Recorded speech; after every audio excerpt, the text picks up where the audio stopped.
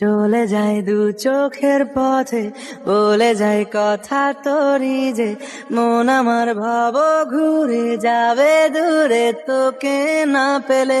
কেন তুই দূরে দূরে বল, আকাশে উড়ে উড়ে চল, মিশে যাই এই আকাশে তোর বাতাসে, পাখ না মেলে দিন শুরু। এভাবে গানে গানে দিনটা শুরু না হলেও কাজে কাজে কিন্তু দিনটা ঠিকই শুরু হয়। হ্যালো এভরিওয়ান, আসসালামু আলাইকুম। কেমন আছেন সবাই? Welcome to my new blog. তো সকালে ঘুম থেকে উঠে আমাদেরকে সবার আগে তো চলে যেতে হয় রান্নাঘরে। তো রান্নাঘরে গিয়ে সবার আগে নাস্তাটা রেডি করছিলাম।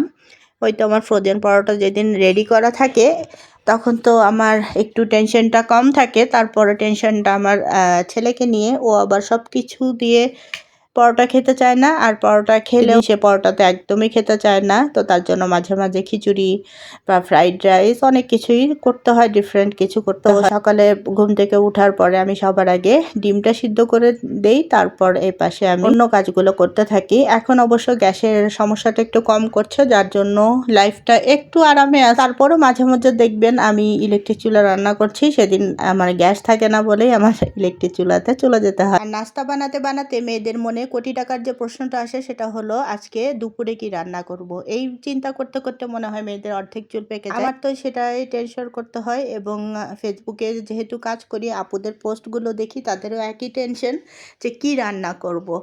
আসলে এটা একটা বড় টেনশন। নাস্তা যেমন তেমন আমাদের কিন্তু দুপুরে কি রান্না করব, এবং দুপুরের রান্নাটা দিয়েই কিন্তু আমাদেরকে রাতটাও হয়ে যায়।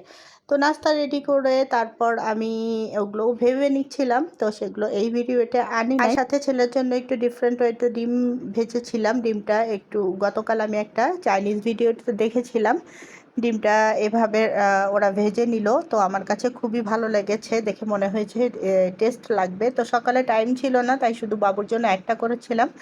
নেক্সট আমি আমার জন্য যখন করব ভিডিওটা অবশ্যই আপনাদের সঙ্গে শেয়ার করব। তো এই ছিল আমার আজকে সকালের নাস্তার ব্লগ। তো ভালো থাকবেন সবাই, ততক্ষণ পর্যন্ত আল্লাহ হাফেজ।